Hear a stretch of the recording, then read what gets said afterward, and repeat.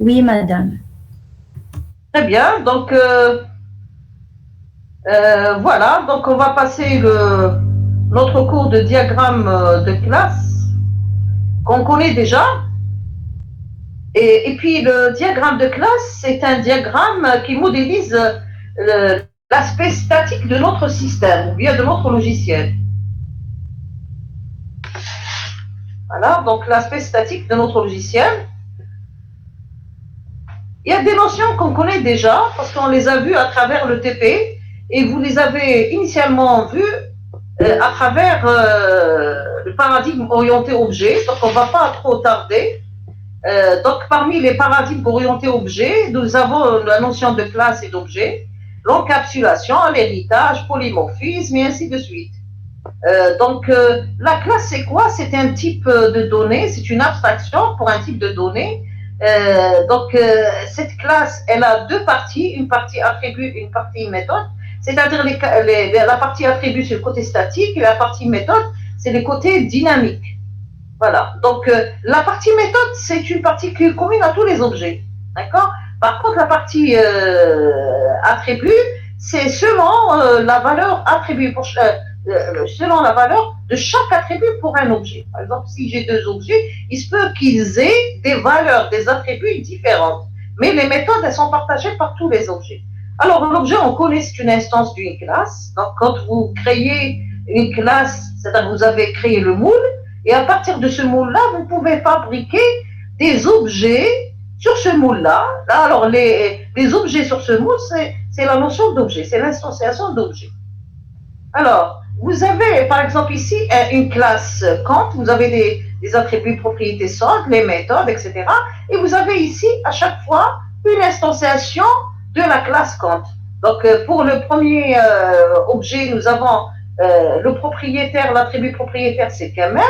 Pour le deuxième objet, le propriétaire, c'est Safar. Donc, on voit bien que les valeurs des propriétés sont différentes pour chaque objet. Par contre, les deux méthodes, crédité et débité, peuvent être aisément utilisées aussi bien par le premier objet qui est Kamel que le deuxième objet qui est Safar. Voilà, donc une image d'une classe et une image d'un objet. Donc, c'est des choses que vous connaissez déjà. C'est pas la peine de trop tarder dessus. Voilà, donc à chaque fois que j'instancie un objet, donc je vais créer un objet, donc, l'appel, l'instanciation d'une instancier, par exemple, l'instanciation d'une classe doit se faire en faisant appel à cet argument new qui nous permet d'instancier l'objet. Alors ici, je vous rappelle que pour la notion d'instanciation, la classe et l'objet, nous n'avons pas des adresses mémoire. Donc, c'est-à-dire quand vous instanciez un objet, vous n'avez pas une adresse mémoire de l'objet, mais plutôt vous avez une référence. Sachez que dans les langages orientés objets, donc on ne gère pas directement les adresses physiques comme on le faisait dans le langage, par exemple, c'est le C ou bien le C++, etc. Voilà. Donc, la notion de mémoire physique n'existe pas. C'est surtout la notion de référence. Voilà, donc nous avons aussi cette notion de variable et méthode de classe. Une variable de classe, c'est comme une variable, si vous voulez, globale, qui est partagée par toutes les instances, par tous les objets. Donc cette variable globale, si vous voulez, ou bien variable de classe, elle est identifiée par ce mot statique. Donc ce mot statique fait partager cette variable-là aussi bien par un objet 1 que par un objet 2. D'accord? Donc les deux vont se partager. Par exemple, ici, vous avez A qui est égal à 22. Donc ce A qui est égal à 22, il est aussi bien partagé par l'objet ou bien l'instance X1 que par l'instance X2. Et du coup, A varie de façon unique pour tous les objets. Par contre, ici, vous avez des variables qui ne sont pas de classe, c'est des variables d'instance. Ceux-là, ils évoluent dans l'instance elle-même. Par exemple, ici, vous avez une variable d'instance B. Par exemple, pour l'instance pour l'instance x1 ou bien pour l'objet x1, elle est égale à 37 et pour l'objet x2, c'est égal à 42. Donc les deux valeurs vont évoluer de façon différente. Par contre, le a, il va évoluer de la même façon aussi bien pour x1 que pour x2 parce que c'est une variable de classe. Voilà. Donc ici, les variables, les méthodes de classe, donc on retrouve le mot statique. Donc quand vous avez une variable de classe, c'est statique. Et quand vous avez aussi une méthode de classe, on la retrouve avec ce mot statique. Une méthode de classe, c'est une méthode partagée par tous les objets, par toutes les instances. D'accord? Est-ce que vous arrivez à suivre, s'il vous plaît? Oui, madame. Voilà, donc nous avons le diagramme de classe. En fait, le diagramme de classe, comme je vous ai dit, en UML, il modélise le côté statique du logiciel. Donc ce diagramme, c'est quoi? C'est juste un graphe dans lequel on retrouve différentes classes qui sont reliées ou bien connectées avec des relations. Nous allons voir par la suite les types de relations qui peuvent relier les différentes classes. Donc, comme je vous ai dit, donc c'est une vue graphique de la structure statique du logiciel ou bien du système. Vous avez ici un diagramme de classe. Donc, le grand carré company, c'est un répertoire, ou bien on l'appelle un package. Dans ce package, donc bien dans ce répertoire, on retrouve un petit diagramme de classe qui englobe plutôt trois classes, qui sont personnes, employés et compagnie. Et entre les différentes classes, vous avez une relation qu'on va déterminer par la suite. D'accord? C'est-à-dire, au vu de ça, on ne peut pas retrouver des classes qui circulent de façon unique, c'est-à-dire qu'ils n'ont pas de relation avec d'autres classes. Ça veut dire qu'on ne peut pas trouver une classe atomique qui est seule, toute seule, isolée des autres, dans un diagramme de classe. Ça, c'est impossible. Donc, s'il y a une classe qu'il faut modéliser, il faut absolument la connecter par une certaine relation avec une ou plusieurs autres classes du graphe. D'accord? On a vu que dans le diagramme de cas d'utilisation, il modélise à quoi sert le système. C'est-à-dire, on essaie d'énumérer dans le diagramme de cas d'utilisation les différentes méthodes que le système pourra assurer pour nous, bien que le logiciel devra exécuter pour nous. Donc, le système est composé d'objets qui interagissent entre eux et avec les acteurs pour réaliser ces cas d'utilisation. On a vu dans le diagramme de cas d'utilisation, lorsqu'on on modélise toujours, par exemple, les acteurs, les objets, on modélise les connexions entre ces acteurs et ces cas d'utilisation.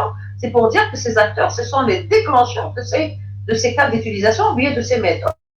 Par contre, dans les diagrammes de classe, ça permet de spécifier la structure statique des systèmes en termes de classes et de relations entre ces classes.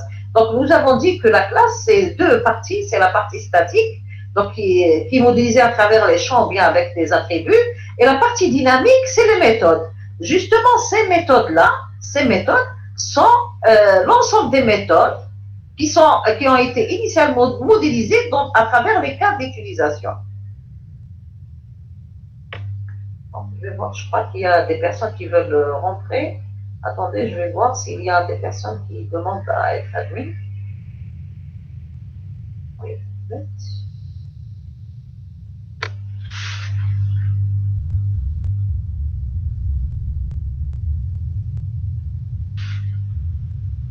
Voilà, donc je continue.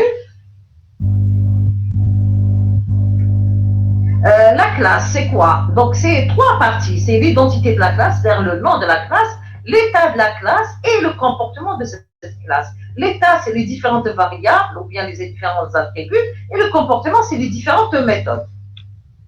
Par exemple, vous avez des exemples de classes. Par exemple, vous avez la classe chien. Donc, l'état, donc les différents attributs, c'est le nom, race, âge, couleur. Le comportement, aboyer, chercher le bâton, mordre, faire le beau, etc. Par exemple, voiture, vous avez une classe voiture. Donc, les différents attributs de voiture, c'est plaque, marque, couleur, vitesse. Et les méthodes que peut exécuter une voiture, donc, tourner, accélérer, s'arrêter, faire le plein, klaxonner, etc. Vous avez une classe sol, donc nous avons des attributs tels que nom, first name, voilà, le ID, nombre de personnes, integer, complete name, etc. Donc, vous avez différents modificateurs au niveau des attributs. Donc, vous avez différents modificateurs, je veux dire, ça peut être un moins, ça peut être un plus, un dièse, etc., souligné, etc. On va voir, donc ça permet de déterminer la visibilité de l'attribut. Lorsque c'est plus, ça veut dire c'est public, c'est partagé par tous. Lorsque c'est dièse, c'est protected. C'est lorsque nous avons la notion de classe fille, classe mère, donc les attributs de la classe mère sont de type protected. Ça veut dire qu'ils ne peuvent être accédés que par les classes filles. Ils peuvent être partagés que par les classes filles.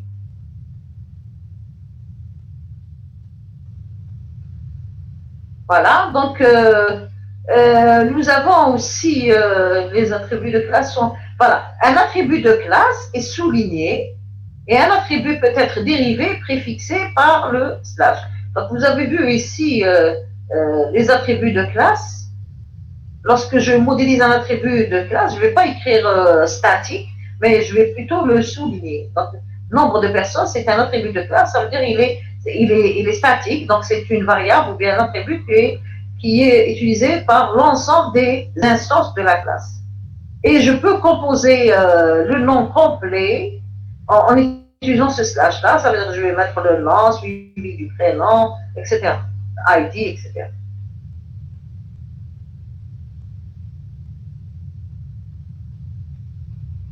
C'est-à-dire un attribut peut être la concaténation de plusieurs autres attributs. Je vais voir s'il y a des gens qui veulent demander. Ah, c'est que le coup.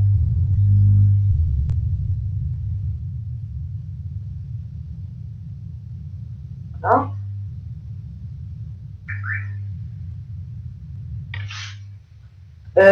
Donc ici, vous avez la visibilité qui est protected, private, public, etc., plus ou moins dièse, etc. Vous avez ici, on peut spécifier la multiplicité. Par exemple, multiplicité, par exemple ici, vous avez compagnie, le premier attribut, URL. Donc cette URL va se présenter en 3 exemplaires, si vous voulez. Vous avez 3 valeurs de URL. Donc pour la première valeur, la deuxième, la troisième. Et tous, ils sont de type string. Donc ça, si on fait ça, on a spécifié combien de fois cette variable URL et cet attribut devra être répété, d'accord, utilisé, d'accord. C'est intéressant lorsqu'il s'agit, par exemple, de numéro de téléphone. Par exemple, vous avez plusieurs numéros de téléphone, vous pouvez spécifier dans une seule variable plusieurs valeurs de ce numéro de téléphone. Voilà. Donc, on va passer rapidement sur la suite. Voilà, maintenant, passons aux différentes relations qui peuvent être associées, qui peuvent associer deux classes. Nous avons différents types d'associations ou bien de relations. Donc, nous avons une association simple, telle qu'on la connaît, modélisée à travers un trait. Donc, la plupart du temps, vous avez utilisé cette relation. Vous avez aussi la généralisation. C'est la relation généralisation-explication ou bien l'héritage. Nous avons vu aussi dans un TP antécédent l'agrégation et la composition, c'est une agrégation mais qui est forte. Et vous avez aussi une dernière relation qui est l'implémentation. L'implémentation, c'est lorsqu'on utilise des interfaces. On va voir qu'est-ce que c'est une interface. Alors, à travers les différentes relations ou bien les associations, on peut spécifier la force ou bien la multiplicité de la relation. Donc, cette multiplicité ou bien cette cardinalité permet de pondérer, si vous voulez, ou bien de peser la force de la relation qui peut relier deux classes. Donc, nous avons le 1 pour dire un seul, 0, 1, ça veut dire 0, 2.1, ça veut dire 0, 1, M et N, ça veut dire M exactement jusqu'à N, et toi, ça veut dire c'est 0 ou plusieurs. On peut écrire aussi 0, 2 points étoile, qui signifie la même chose. Vous avez le 1 étoile, donc au moins une instance, une occurrence, et vous avez le M exactement. Alors, quand il s'agit de deux classes, s'ils sont reliés avec une relation, on peut nommer cette relation, c'est-à-dire on peut lui donner un nom. Par exemple, ici, enseignant travail pour université. Donc ici, l'association qui relie enseignants à université a été nommée, c'est travail pour. On peut donner même un sens de lecture de cette relation qui est nommée. Par exemple, ici, vous avez la petite flèche orientée vers l'université. La relation, il faut la lire de la façon suivante. L'enseignant travaille pour université. D'accord? Et le sens inverse n'est pas admis parce que ici, on a orienté la lecture. D'accord? Donc, chaque extrémité d'association peut être nommée. Par exemple, la relation entre université et personne, vous avez université-personne, donc vous avez, ça peut être l'association enseignant, ça peut être l'association étudiant. La relation entre avion et personne, ça peut être une personne peut-être pilote d'un avion et il peut être passager dans un avion. Donc, vous avez différents rôles qu'on peut admettre pour une association. D'accord? Alors, ici, il y a des façons de nommer ou bien de modéliser, ou bien de nommer une association, ou bien de modéliser une association qui peut être erronée. Par exemple, vous avez deux classes, parents et enfants. Donc, on sait que, par exemple, un parent peut avoir 0 à plusieurs enfants et un enfant peut avoir au maximum 2 parents. D'accord? Ce modèle, il est incorrect. Pourquoi il est incorrect? Parce qu'il est possible de le modéliser autrement et dans lequel on reprend l'identité du parent et de l'enfant comme étant des personnes. Et la relation qui va les relier, c'est la relation entre les mêmes personnes. Et d'où cette notion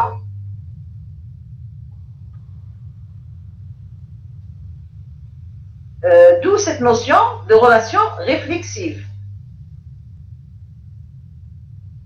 Donc, vous avez, au lieu de mettre parent-enfant, on préfère modéliser personne. Et le rôle que va jouer chaque personne, on va l'identifier avec cette étiquette. Donc, on va nommer, si vous voulez, l'association. Donc, vous avez d'un côté, l'association, elle est nommée parent. De l'autre côté, elle est nommée enfant. Cette relation, elle est réflexive. Ça veut dire que la classe, elle a une relation avec elle-même. Donc, comment il faut la lire? Donc, on va dire personne et parent de 0 à 2, pardon, et parents de 0 à 2, pardon, excusez-moi, personne une personne peut avoir 0 à plusieurs enfants, une personne enfant peut avoir 0 à 2 parents au maximum. 0 si les deux sont décédés, un parent si un est décédé, etc. Donc vous avez la meilleure modélisation, c'est de reprendre ça, parce qu'on reprend l'identité de chaque classe, parents et enfants, ce sont des personnes, et on reprend la relation entre ces personnes-là à travers le nommage de l'association qui peuvent les relier. Donc la relation qui peut les relier, elle est réflexive parce qu'une relation, elle a une relation avec une personne, elle a une relation avec une autre personne. Tout dépend si elle est enfant ou bien si elle est parent. Donc, on va récapituler ce qu'on a vu tout à l'heure. Donc, vous avez une entreprise, la relation entre entreprise et personne. Donc, maintenant, la personne travaille pour l'entreprise. Donc, une personne peut travailler pour 0 à plusieurs entreprises. Et une entreprise peut avoir 1 à plusieurs personnes employées. D'accord? Donc, ici, une personne a. Donc, ici, on a repris le cas pas de parents, mais plutôt de patrons. Une personne, elle a 0 à un patron, et un patron, il dirige 0 à plusieurs employés. Pourquoi 0? Parce qu'il ne peut pas, le patron, en tant que personne, il ne peut pas diriger lui-même. C'est pour cette raison on met 0. D'accord? Donc ça, c'est une association réflexive, comme on l'a vu tout à l'heure, l'exemple de enfants et parents.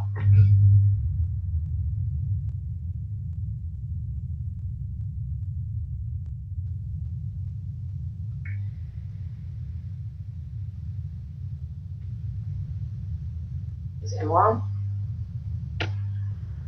Est-ce que ça va jusqu'à maintenant, s'il vous plaît?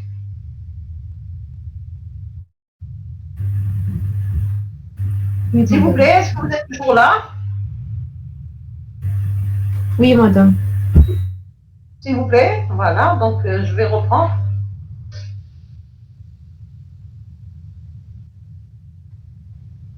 Il y a un problème avec...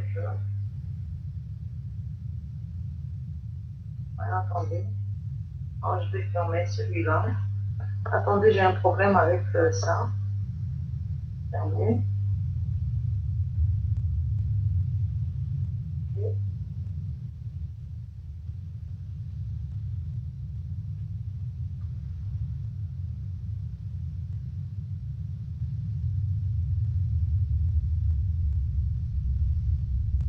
C'est réglé.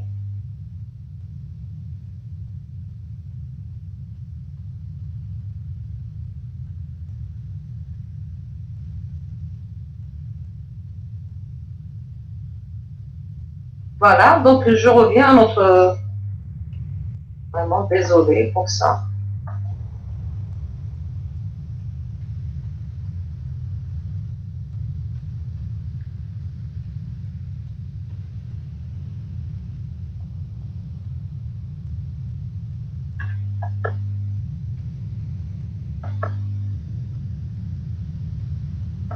Attendez, je vais fermer un truc. Voilà, donc stop. Je vais stopper celui-là. Il me cause des problèmes.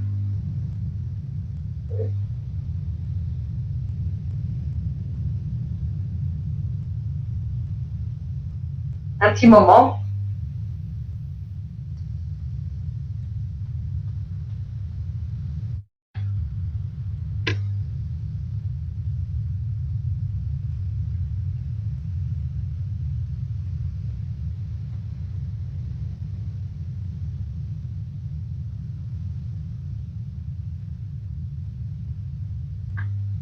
Voilà, donc je reprends notre exemple.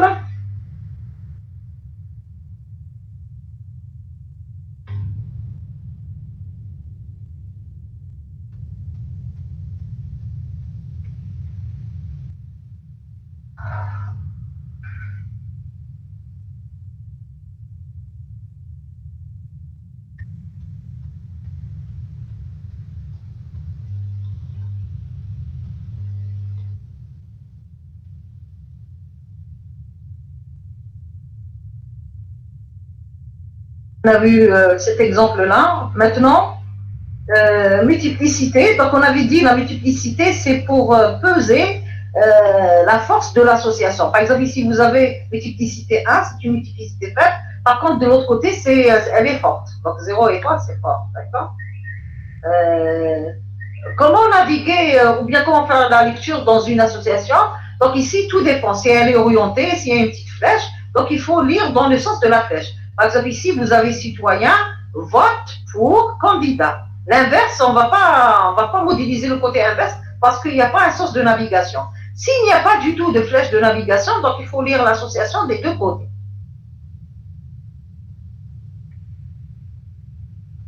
Voilà. Donc, il est possible de modéliser des associations inertes, c'est-à-dire de relier plus de deux classes entre elles. Si la relation elle relie deux classes, c'est une association binaire.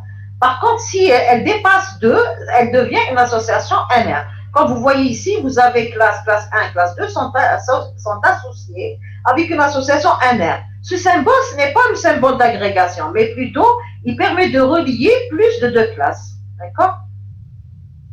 En général, on évite de modéliser plus de 3 classes parce que en termes de traduction et transformation, si vous voulez,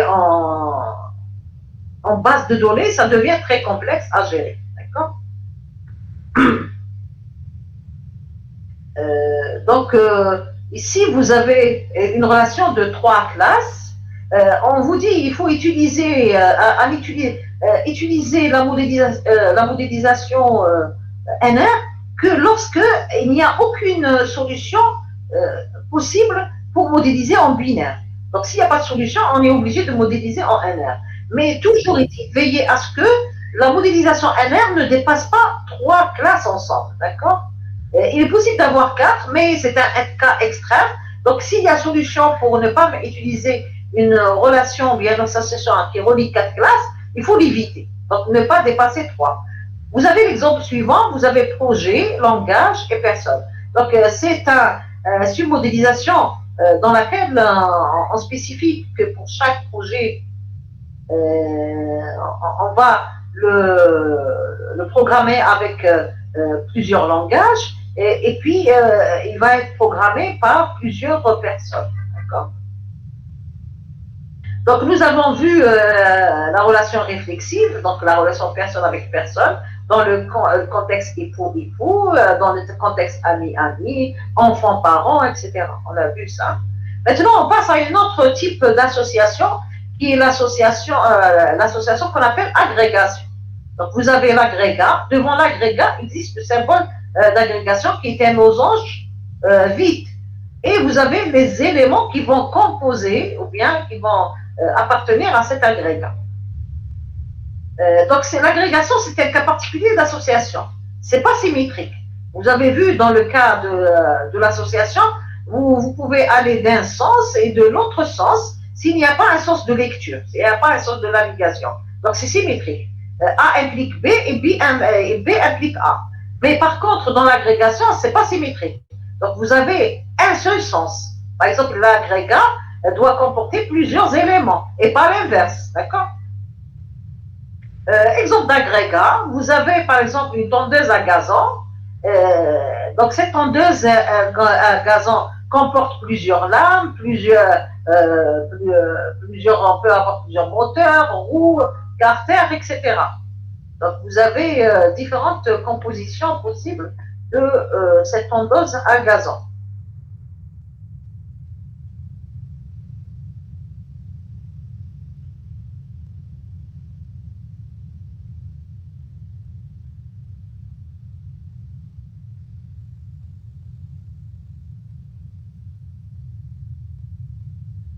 Par contre, la composition, elle est un petit peu spéciale par rapport à l'agrégation. D'ailleurs, on l'appelle, c'est une agrégation, tout à fait, mais elle est plus forte. D'ailleurs, on la modélise à travers le même losange, mais regardez, ce losange, il est plein. C'est pour dire que ce losange, quand même, il est important, il est fort, d'accord?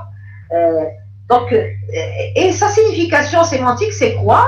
Un élément ne peut appartenir qu'à un seul agrégat composite. C'est-à-dire, l'élément, il appartient à ce composite et il ne peut pas appartenir à un autre composite.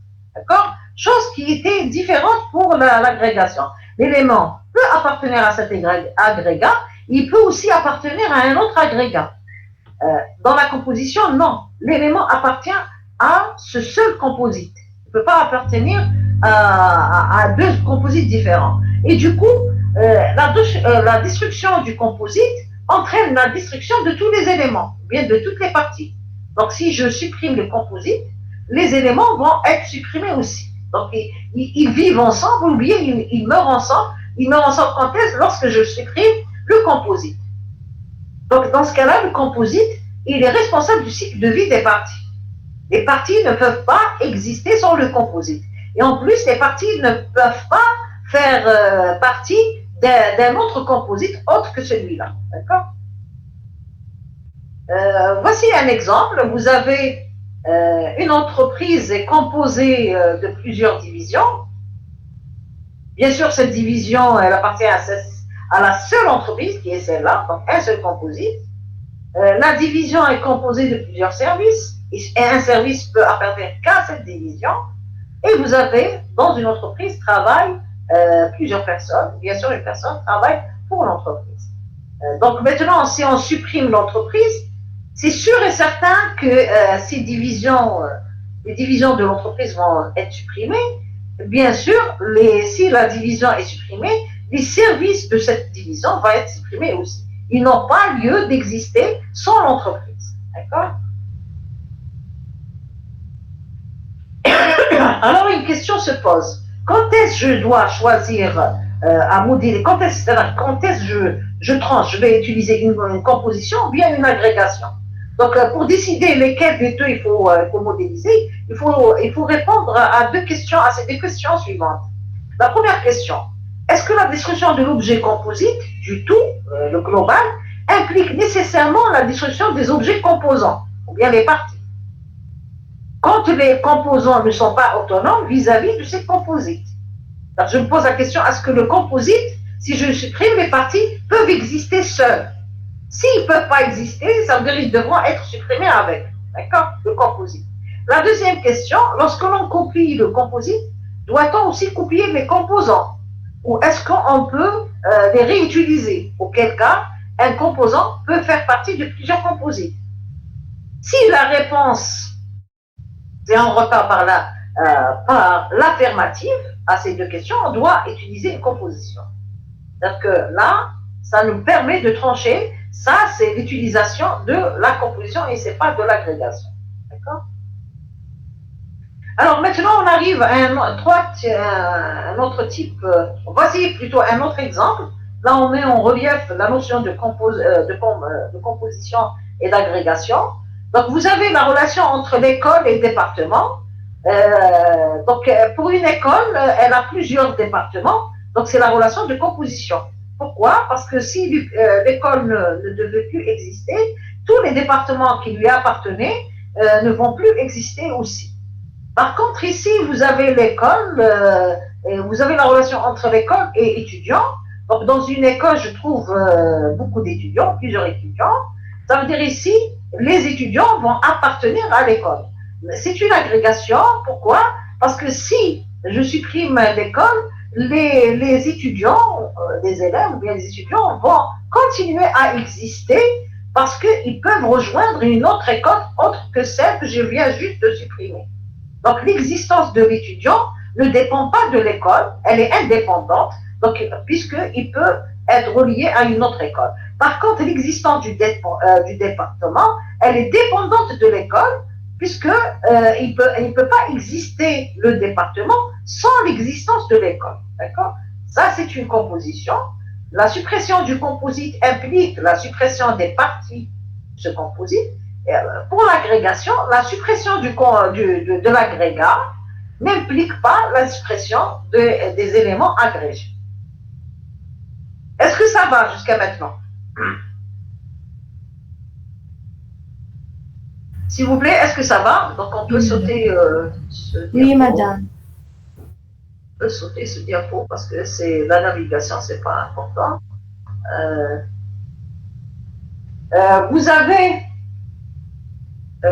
donc la relation entre immeuble-appartement, donc c'est une relation de composition.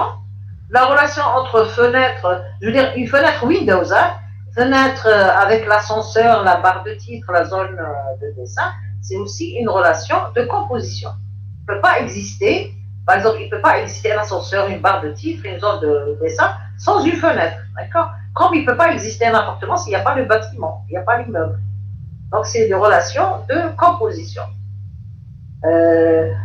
Vous avez la relation entre étudiants et groupe, c'est une relation d'agrégation parce que l'étudiant peut faire partie d'un groupe comme il peut faire partie d'un autre groupe.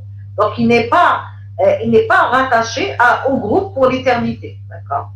La relation entre l'email et le destinataire. Vous voyez, quand vous envoyez un email, vous pouvez mettre dans l'email plusieurs destinataires. La relation entre l'email et le destinataire, c'est une relation d'agrégation. Parce que, si vous voulez, si je supprime l'email, donc les destinataires vont rester aussi. Par contre, ici, vous avez la relation, ah oui, aussi, ici, c'est une agrégation. Parce que l'ordinateur, il comporte une ligne centrale, un clavier, un écran. Tous ces éléments-là peuvent exister sans l'ordinateur parce qu'ils peuvent être rattachés à un autre ordinateur. Donc, c'est une relation d'agrégation. Donc, vous voyez, donc c'est des relations d'agrégation. Alors, maintenant, on arrive à une autre notion qui est la classe d'association. Vous avez une classe rattachée avec une autre classe, avec une association, mais cette association, elle est tellement forte, donc vous voyez ici, étoile, qu'elle a généré une autre classe qui comporte des attributs nouveaux. Donc, ces attributs sont issus de la relation entre les deux classes initiales. Donc, vous avez la relation entre fichier et utilisateur, étoile. Ici, ça a généré le type d'accessibilité de l'utilisateur vers le fichier. Est-ce que c'est en lecture, en écriture, etc. C'est ce qu'on appelle habilitation. D'accord? Donc, la classe d'association, c'est une association qui est aussi une classe. Je veux dire, cette classe qu'on appelle classe d'association, par exemple, ici, vous avez la classe d'association de travail, c'est une classe aussi. Elle comporte des attributs, elle aura des méthodes aussi. D'accord? Vous avez la relation entre compagnie et employé. Vous avez étoile d'un côté et un étoile de l'autre côté. Ça veut dire ici, dans une compagnie de travail, on a un ou plusieurs employés et un employé peut ne pas travailler dans une compagnie comme il peut travailler dans plusieurs compagnies. Alors, la relation de travail entre compagnie et employé, elle a généré une nouvelle information, le salaire.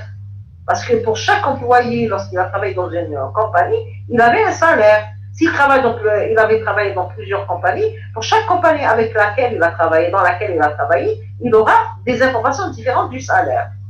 Donc, le salaire, c'est une information qui a été générée à l'issue de la relation qui a relié compagnie à l'employé. Les classes d'association, elles sont utilisées justement lorsque les associations doivent porter des informations. Ici, ça doit porter une nouvelle information qui est le salaire, qui est nécessaire. Il est toujours possible de se passer des classes d'association, on peut le contourner par une autre modélisation. Regardez ici, vous avez une forme qui est déconseillée pour la modélisation et une forme qui est conseillée. Par exemple, ici, la relation entre personne et société. Par exemple, la relation travail pour. Par exemple, une personne travaille pour 0 à une société, une société travaille, dans une société travaille 0 à plusieurs personnes. Vous avez pour personne les informations, c'est le nom, date de naissance, adresse, salaire, intitulé de poste. Donc vous voyez ici, il y a des informations qui sont pas identifiantes de façon persistante ou bien de façon statique une personne. Par exemple, le nom et date de naissance, adresse, c'est des informations qui identifient la personne. Mais le salaire et l'intitulé du poste, ce sont des informations qui peuvent identifier la personne, mais c'est des informations qui sont, comment dirais-je, qui sont dynamiques, qui changent avec l'état de travail de la personne. Si la personne change de société, c'est sûr que le salaire va changer, c'est sûr que l'intitulé du poste va changer. Donc cette façon de modéliser, elle est fausse. Préférez plutôt cette première façon, c'est de mettre les informations qui identifient la personne, qui sont un petit peu stables, telles que le nom, date de naissance et adresse, les informations qui identifient la société telles que le nom et l'adresse, et des informations qui sont issues de la relation entre la personne et la société, qui est le salaire et l'intitulé de poste. À chaque fois qu'une personne change de société, elle aura peut-être un autre salaire et un autre intitulé de poste. Donc, c'est des informations qui ont été générées à l'issue de l'association entre la personne et la société. Alors, encore faut-il remarquer qu'il ne peut pas exister une classe d'association s'il n'y a pas une multiplicité forte dans l'association. Il doit y avoir une multiplicité forte. Sinon, il est possible de contourner cette classe d'association. Donc maintenant, nous avons un autre type d'association qui est l'héritage, que vous connaissez très bien, qui est modélisé à travers le langage avec le mot extent. Voilà. Donc vous avez ici un exemple d'héritage. Voilà. Donc vous avez la classe mère, c'est l'animal. Donc vous avez les mammifères, les mollusques et les poissons sont des animaux. Donc ils peuvent hériter de la classe animale. Et pour les mammifères, vous avez le chat et l'homme, c'est des mammifères. Donc le dauphin aussi, c'est des mammifères. Ils peuvent hériter de cette classe mammifère. La sardine, il peut hériter de la classe poisson, etc. Donc vous avez l'héritage multiple, c'est-à-dire une classe peut hériter de plusieurs classes. Donc l'héritage multiple, il est possible en UML.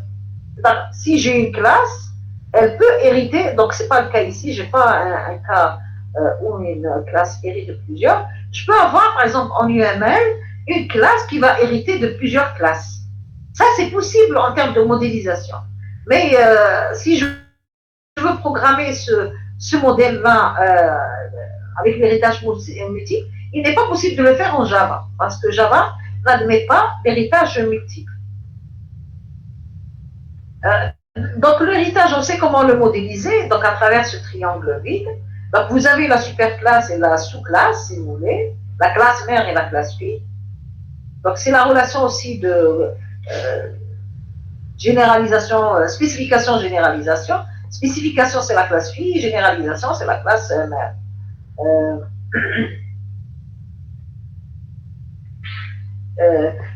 Pour que ça fonctionne, principe de substitution, tous les propriétés de la classe parent doivent être valables pour les classes enfants. Donc, ça veut dire qu'elles sont partagées par les classes enfants. Principe de A est un B où A est une sorte de B. Toutes les instances de sous-classe sont aussi instances de la superclasse. Par exemple, toute opération acceptant un objet d'une classe animale doit accepter tout objet de la classe chat. À l'inverse, n'est pas vrai. Donc ici, vous avez la classe animale, ici.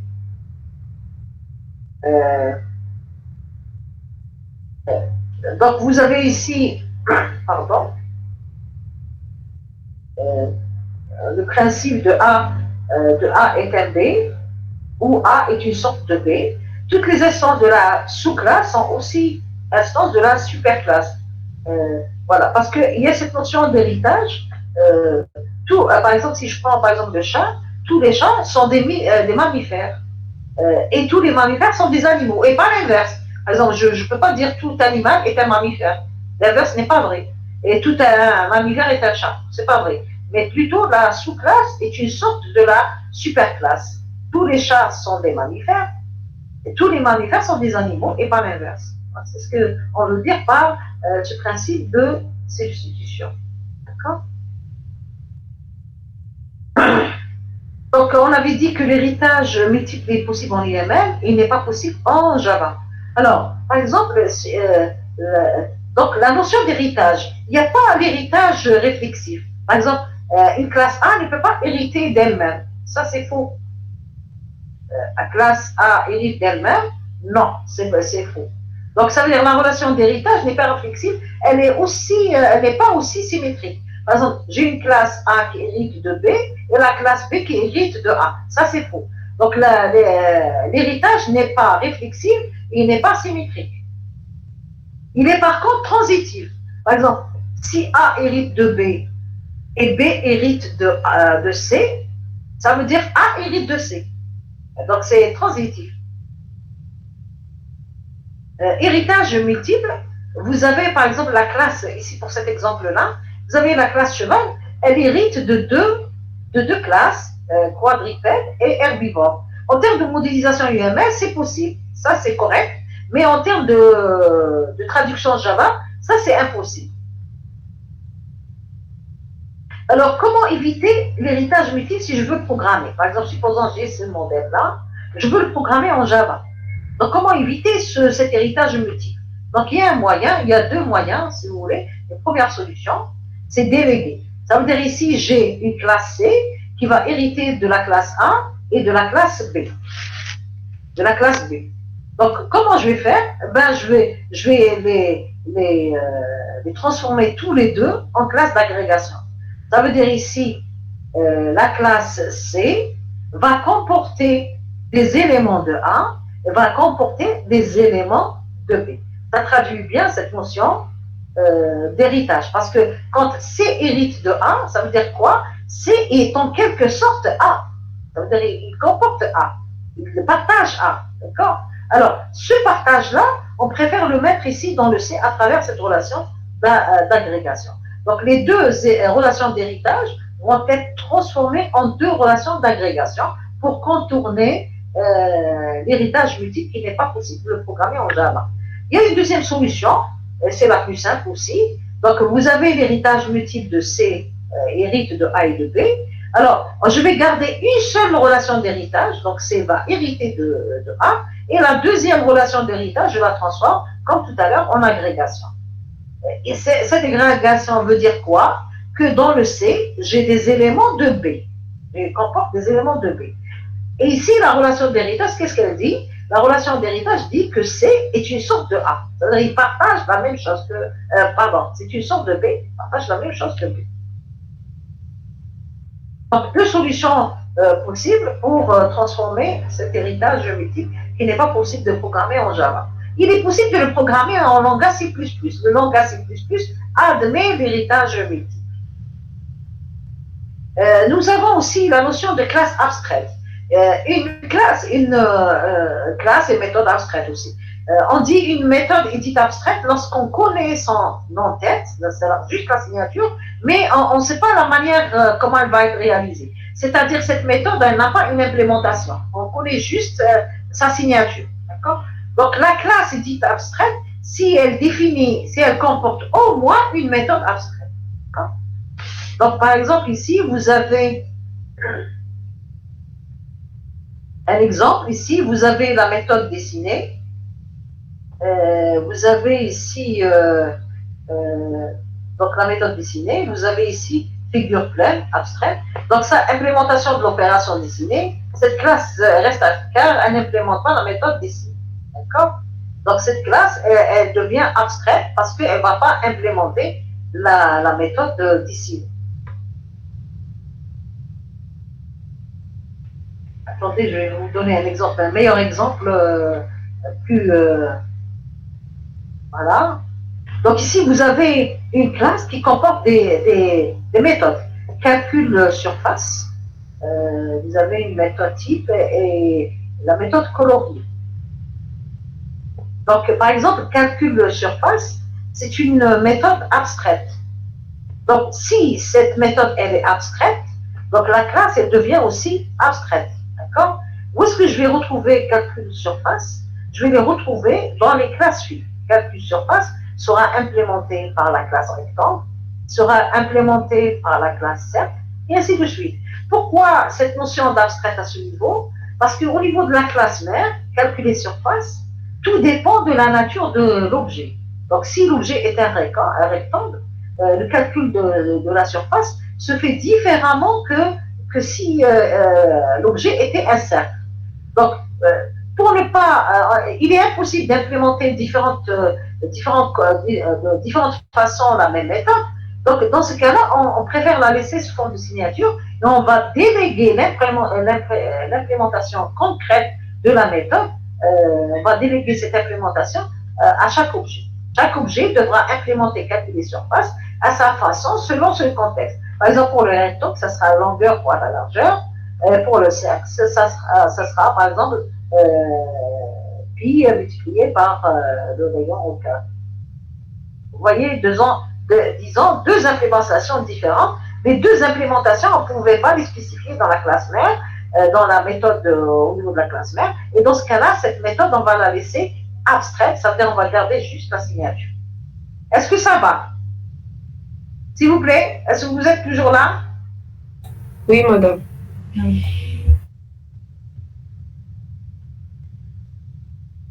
Alors, cette notion de méthode abstraite, on avait dit une méthode abstraite, ça veut dire dans la classe, je vais spécifier juste sa signature. Je ne vais pas lui donner son implémentation. L'implémentation elle sera concrète au niveau des classes filles. Supposons que la relation, ce n'est pas une classe mère avec une classe fille. Par exemple, supposons des classes quelconques. J'ai une méthode qui devra être implémentée par différentes classes de différentes façons. Dans ce cas-là, au lieu d'utiliser cette notion de classe abstraite, je vais plutôt utiliser la notion d'interface.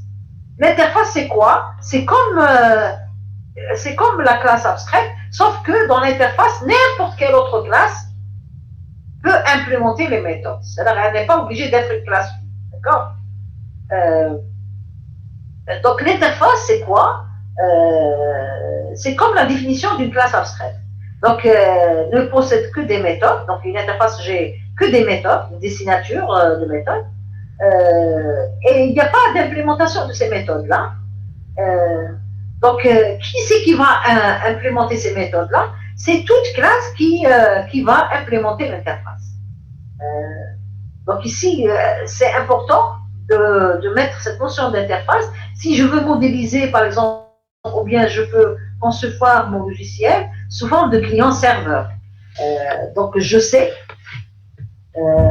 par exemple, que la relation entre client et serveur, donc le client va implémenter l'interface et le serveur va implémenter l'interface. Mais ils vont les implémenter de différentes façons. C'est-à-dire, le client, comment il va implémenter l'interface, c'est-à-dire comment il va implémenter les méthodes d'interface, il va les implémenter en leur faisant appel. Donc, il va appeler les méthodes.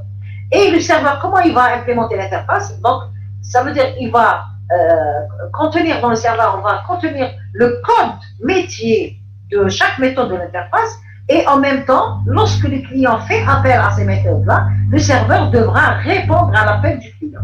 Donc, ça permet de modéliser notre logiciel avec une architecture, si vous voulez, 3 tiers. Vous avez le côté serveur, le côté client, et au milieu, vous avez l'interface qui comporte que les signatures de méthode. Enfin, pas 3 tiers, mais plutôt 2 tiers, mais la séparation des côtés méthode et côté implémentation. Alors, comment on modélise cette interface? Donc, il y a plusieurs symboles. On peut retrouver une modélisation de cette façon. Interface, vous avez le nom et les différentes opérations. Les différentes opérations, c'est juste les signatures. On peut trouver une autre façon de modéliser sous forme d'un petit cercle et l'interface. Et lorsqu'on clique dessus, on peut spécifier les différentes méthodes que comporte cette interface. Alors ici, vous avez une interface dessinable. مدام المي تاعو حيحبس Comment? المي il va se terminer. Il va se terminer. Donc ici, vous avez donc directement. Donc ici, vous avez plusieurs